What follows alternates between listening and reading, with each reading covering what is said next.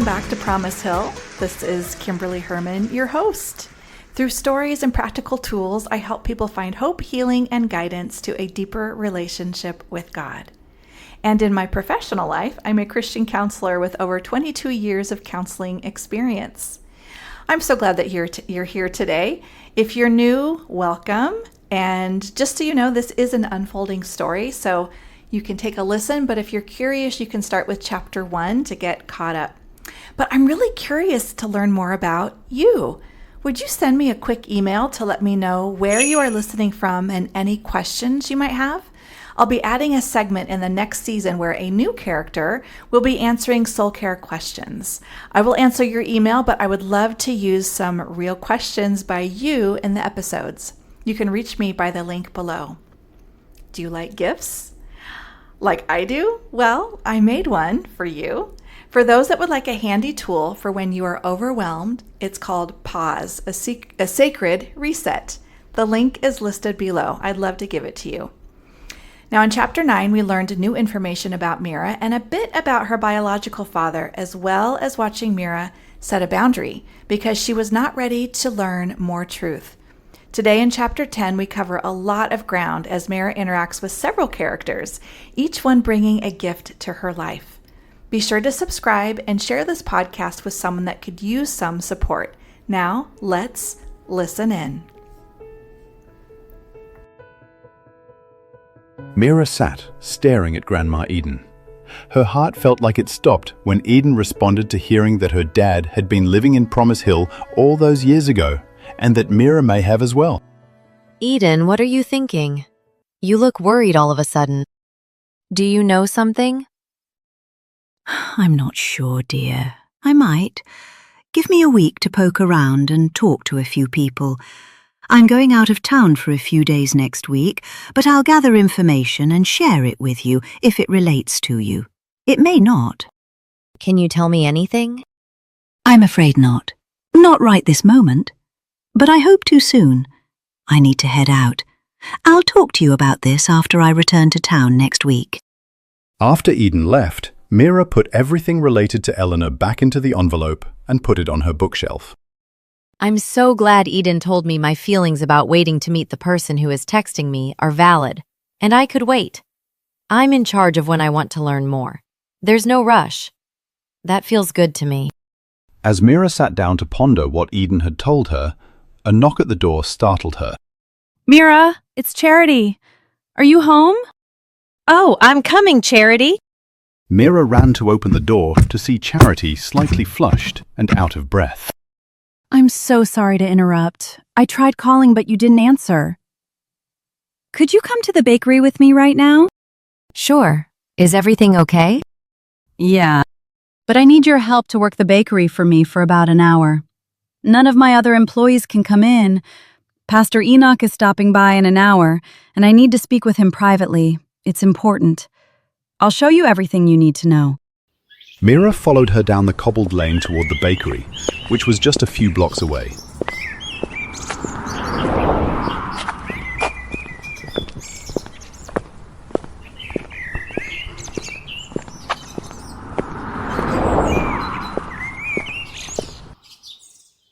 Charity unlocked the door. Inside, the scent of cinnamon and fresh cookies hung thick in the air. Charity turned with urgency in her eyes.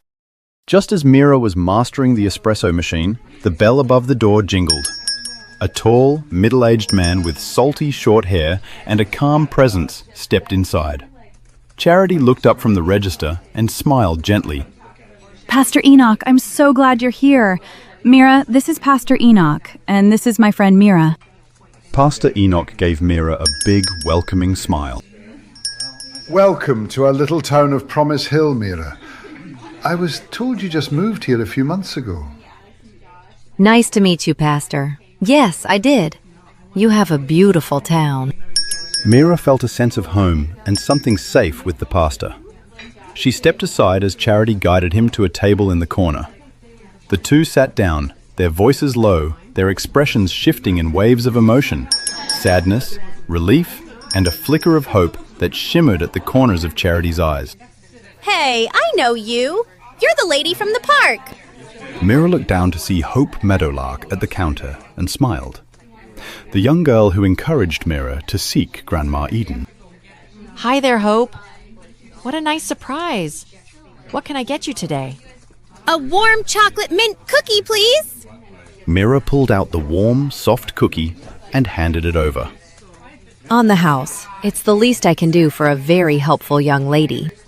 Thanks. What's your name? I'm Mira. Thanks again for introducing me to Grandma Eden last month. You're welcome, Mira. I have a gift for you. She handed Mira a fresh-picked dandelion. Don't forget to smell the flowers. See you later, alligator. Oh, thanks, Hope. Just what I needed. Hope took the cookie and ran out the door. Customers filtered in steadily. Mira stayed busy, wiping counters and serving lemon scones and the best-smelling cookies around.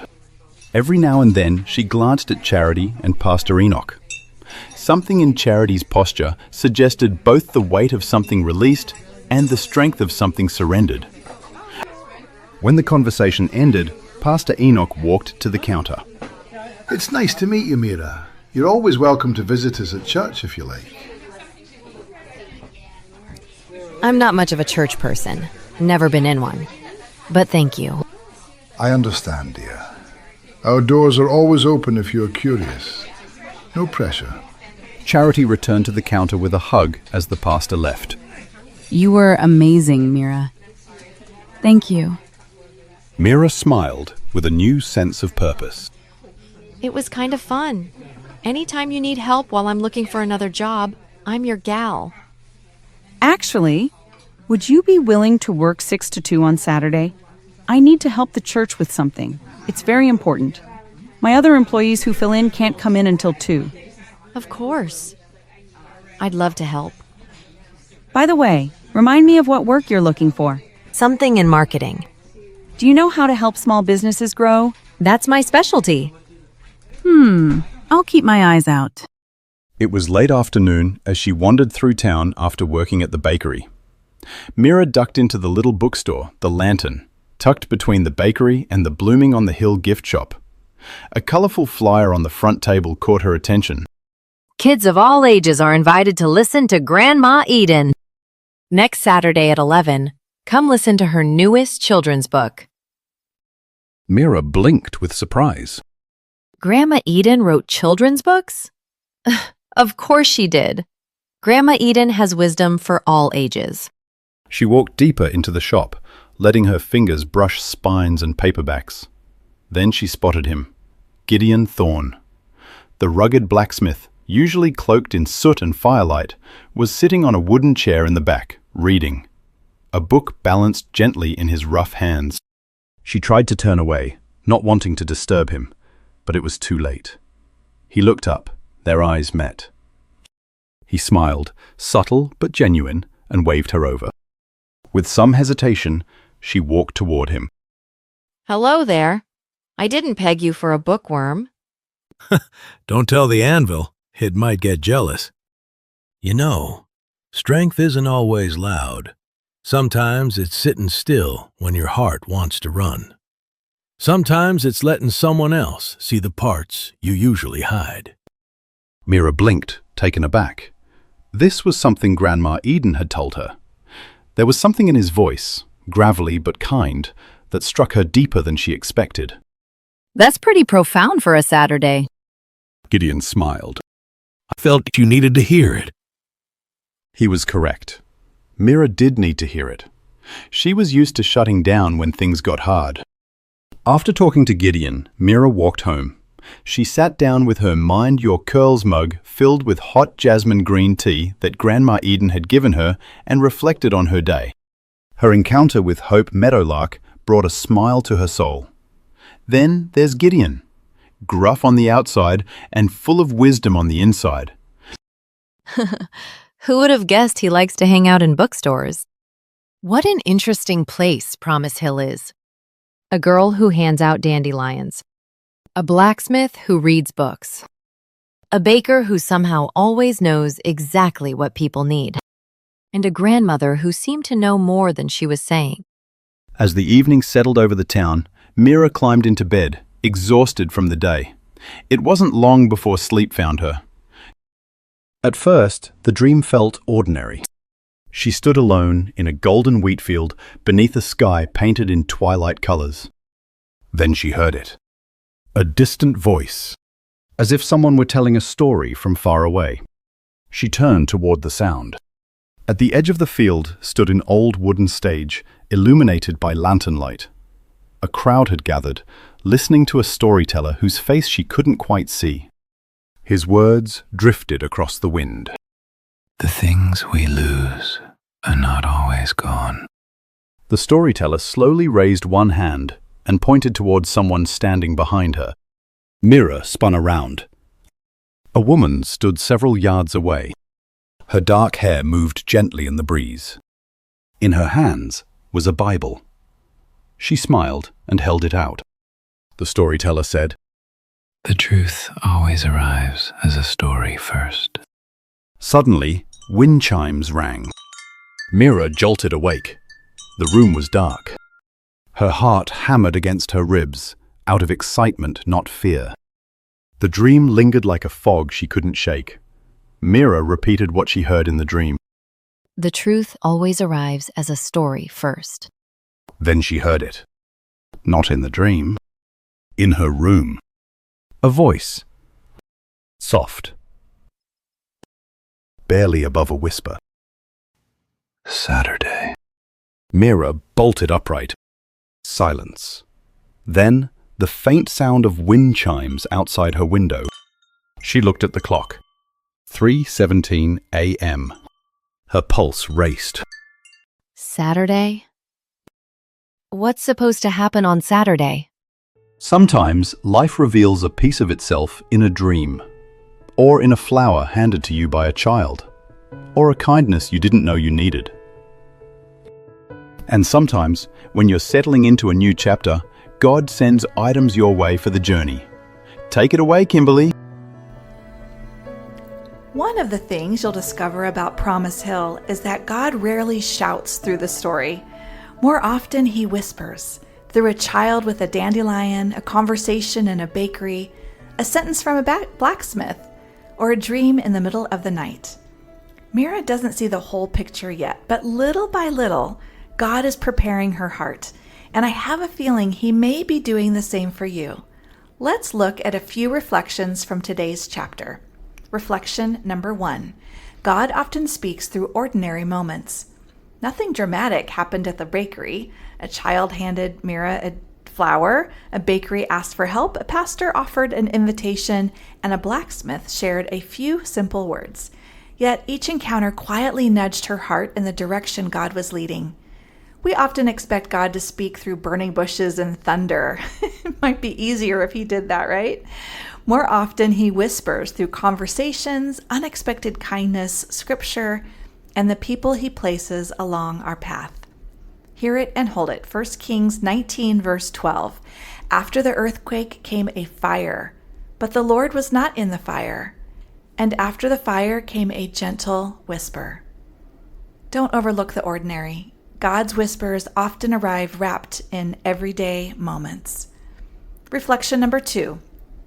You're allowed to have boundaries. When Mira realized she could wait to meet the mysterious texter, something inside her relaxed. She didn't have to force the next chapter. She could choose the pace. Many of us believe healing means pushing harder, digging deeper, or finding answers as quickly as possible. But God rarely rushes transformation. Sometimes saying, "I'm not ready yet," is actually a sign of wisdom. Hear it and hold it. Ecclesiastes 3, verse 1. There is a time for everything and a season for every activity under the heavens. Creating personal boundaries is important. Mira let it be known she is not ready yet, that she needs to slow down her pace. Maybe that's a takeaway for you. Other people may try to rush you in things, but if you're not ready, you don't have to pretend you are. Just remember, not everyone will agree with your decisions. It doesn't mean you're wrong. It means that you're honoring what you're capable of. This is called your window of tolerance. Go at your own pace. And I'm going to put a link down here a boundaries book if you're interested in learning more about boundaries. Reflection number 3, strength isn't always what the world says it is. Gideon's words challenged Mira. Strength isn't always loud. Sometimes it's sitting still when your heart wants to run. Did you like my impersonation of Gideon? Anyway, the world often defines strength as independence, confidence, or having all the answers. God's definition might look a little different. Sometimes courage looks like staying present in difficult conversations. Sometimes it looks like asking for help. And sometimes bravery is simply refusing to run away. And in all of these situations, we can do this because God is our strength. Hear it and hold it. 2 Corinthians 12, verse 9. My grace is sufficient for you, for my power is made perfect in weakness. God's strength often shines brightest where we feel weakest. Do you know this feeling, or wanting to run, but you choose to face whatever it was instead? That is strength even when you are feeling scared.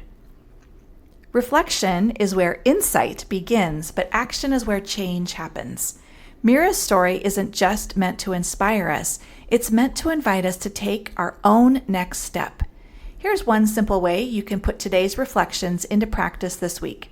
Look for one ordinary holy moment each day this week. It might be an encouraging conversation, a verse that catches your attention, unexpected kindness, a beautiful sunset, a child's comment, or a quiet nudge during prayer. Write it down. By the end of the week, you may discover that God has been speaking more than you realized. Allow me to pray for you, my friend. Father, I lift up this listener who is quietly reaching for you, feeling lost, tumbling from stress or hardship. They wonder where you are. Father, I know you meet us where we are, so I ask for a blessing for this person, to see what you are showing them and to hear what you're whispering to them through the ordinary moments of each day. You bring treasures in the spaces between words. Allow the heart of this listener to connect with you in deeper ways to receive these treasures. I call this listener's spirit to do the work you have set it to do, to hear you and bring the revelation and wisdom to their souls, to hide your word in their hearts, to saturate their souls with your beauty and protection. In Jesus' holy name, amen. Thank you for listening, my friend. Don't forget to subscribe, and if my podcast is helping you or you like it, would you write me up a review? Also, don't forget to grab the gift I made for you and shoot me an email to let me know you are listening, and ask a counseling question or a relational question if you have one. I so look forward to hearing from you. Friends, may you find peace in the presence and hope on the hilltop. Until next time, this is Kimberly Herman, cheering you on from Promise Hill.